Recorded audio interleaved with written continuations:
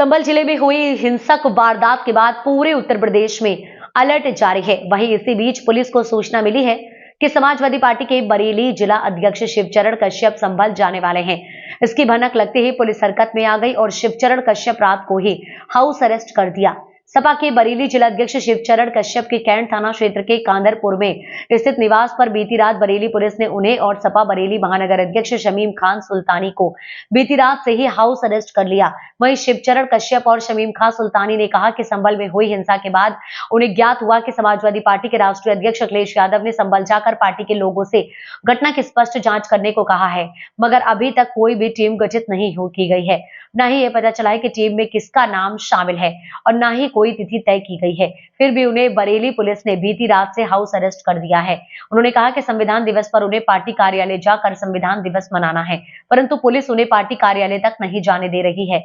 पत्रकार के इस सवाल पर भी संभल में समाजवादी पार्टी के नेताओं ने भड़काकर ये हिंसा कराई है। तो शिवचरण कश्यप ने कहा, गुंडागर्दी तो भारतीय जनता पार्टी के लोग कर रहे हैं। भारतीय जनता पार्टी के लोग समाजवादी पार्टी के वोटरों को वोट नहीं डालने दे रहे हैं। ये सभी ने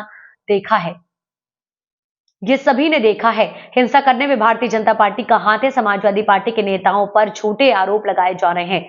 उन्होंने कहा कि भारतीय जनता पार्टी के लोग हिंदू मुस्लिम फसाद करते हैं और हिंदू मुस्लिम को अलग अलग बांटने का काम करते हैं, मगर हिंदू मुस्लिम एक ही साइकिल के दो पहिए हैं जिनको अलग करना नामुमकिन है। उन्होंने कहा कि लोकसभा चुनाव में हम 40,000 वोटों से आगे थे, अब इतनी जल्दी ऐसा क्या हो गया? 1.5 लाख वोटों से भारतीय जनता पार्टी की जीत हो गई।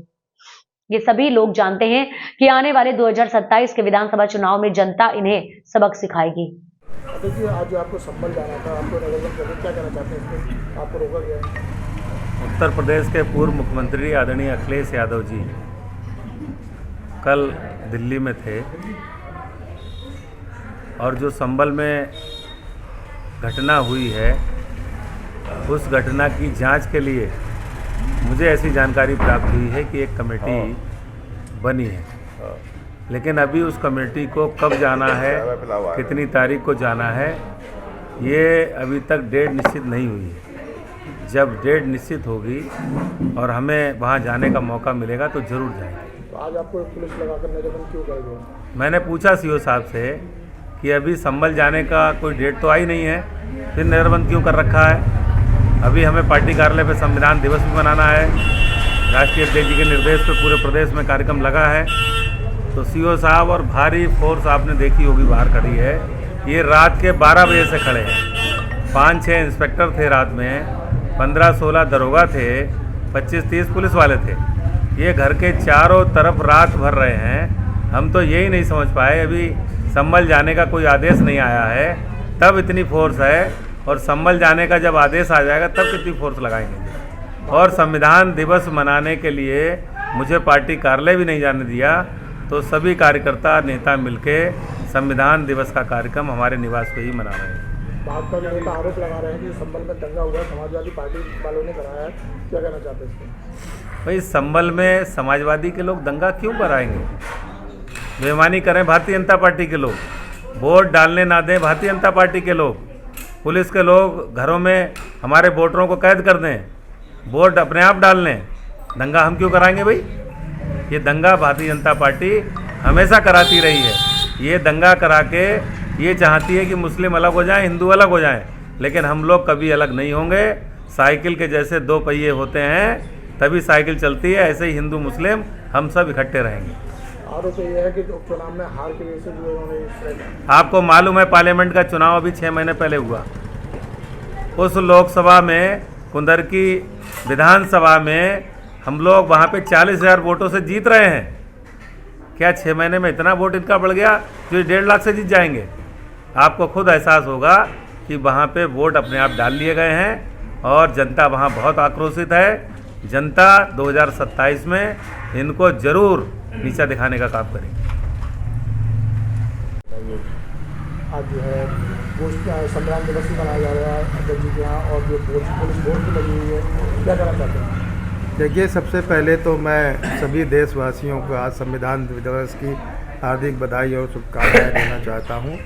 साथ ही साथ ये भी कहना चाहता हूं, आज पूरा देश संविधान दिवस मना रहा है, लेकिन अफसोस की बात है कि आज किस तरीके से हमारे देश के संविधान की धज्जियाँ उड़ाई जा रही हैं।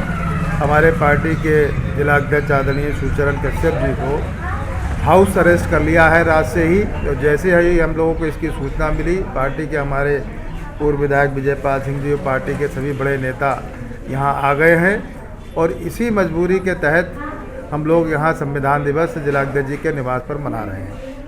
अभी जैसा सूचना मिली थी, कोई ऑफिशियल सूचना नहीं आ पाई थी।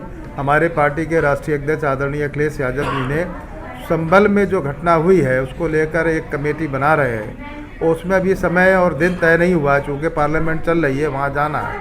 अभी आप सवाल कर रहे थे कि भारतीय जनता पार्टी के लोग आरोप लगा रहे हैं, तो मैं संभल वाली घटना पे ये कहना चाहता हूँ, आप पहले से आप वर्सेस एक्ट 1991 उसका सीधा उल्लंघन है और उसमें ये उस कानून में ये तय है कि 1991 में जब ये कानून बना था तो उसमें प्रावधान है कि 1947 से पहले धार्मिक स्थल, चाहे मंदिर हो या मस्जिद, गुरुद्वारा हो या गिरजाघर, वो एज इट इज़ रहेंगे, उसमें कोई परिवर्तन नहीं किया जा सकता।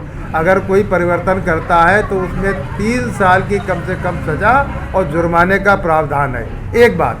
दूसरी बात यह है, जब वहाँ सर्वे हो चुका था और शांतिपूर्वक हुआ था, किसी पक्ष को कोई एतराज़ नहीं था, तो दोबारा एक प्रार्थना पत्र वहाँ के जिला अधिकारी महोदय को दिया गया और उस प्रार्थना पत्र के आधार पर पुनः वो लोग वहाँ पर, और जब आप लोग जो आरोप लगा रहे हैं, जो विष्णु जैन जी उसके अधिवक्ता हैं, उनके साथ तमाम लोग नारे लगाते हुए जा रहे थे, तो प्रशासन और शासन को किस वजह से ये बात हुई, किस वजह से वहाँ अशांति फैली, जिसके कारण वहाँ पर 4-5 लोग जो है नौजवान लड़के वहाँ मारे गए।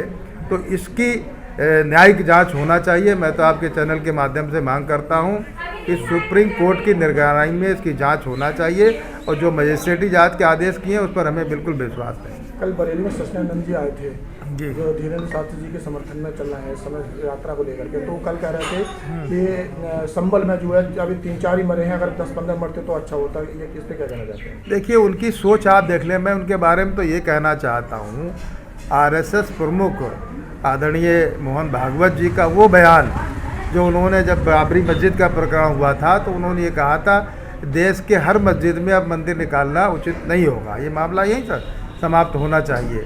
तो उनके लिए ये काफ़ी है कि मोहन भागवत जी ने जो कहा था तो उस पर अमल करना चाहिए लोगों को, ना कि इस तरीके से अशांति फैला रहे हैं देश और प्रदेश के अंदर। और ये बयान तो अपने आप में साबित करता है कि देश के अमन और चैन के लिए ऐसे लोग खतरा है।